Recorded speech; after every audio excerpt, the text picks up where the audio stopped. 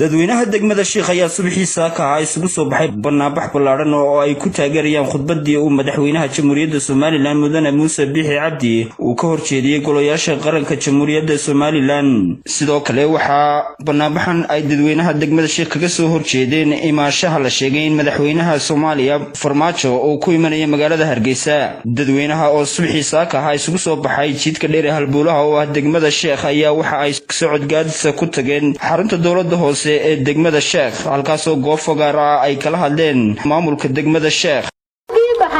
fiidkii markay tahay intay qori ku fiiqeen bardadaha u saareen baroon baalaha godan iyo baybay ka yidhaahdaan danka ay ku geeyeen aaskii u diideen xaasaska yara la xiseenaynayay aroos laga dhagsiiyay dhagdhagtiya mashxaradaha miyaan gogosha dhuuray dhacdiisan karaya bismillahir rahmaanir rahiim Allahu akbar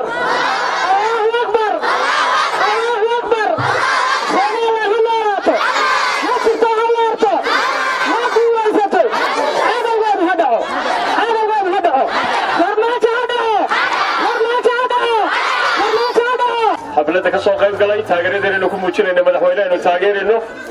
مدحوينه وهنو ولاده سوالان هنو ولاده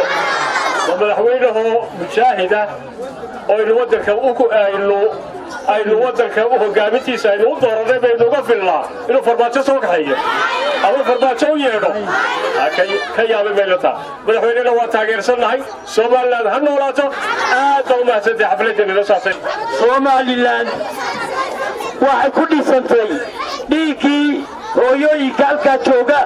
inamadii ay dhaleen iyo saraakiisheenii dhiigoodii baa Soomaaliland ka dhalatay wataasaynu farmaajo siisanaa farmaajo waxa uu adeeraa afweyne koonfur buu dhintay inaga inoo dhuuman maayo miyuu inoo dhuumaya waa habeenkii xalay tigay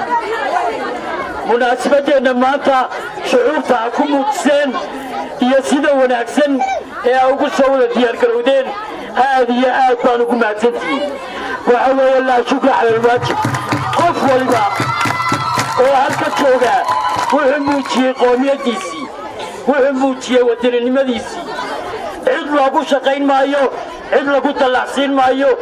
dhiiggii dadkeennaynu ku badbaadinaynaa Soomaaliland dhiiggii dadkeenna ayaynu ku badbaadinaynaa ma waxa laga filayaa SNM baa waddanka haysataa ma SNM inay iibisaa waa laga filaya waddanka waa Faysal Aadan Ismaaciil telefishinka qaranka Soomaaliland degmada Sheekh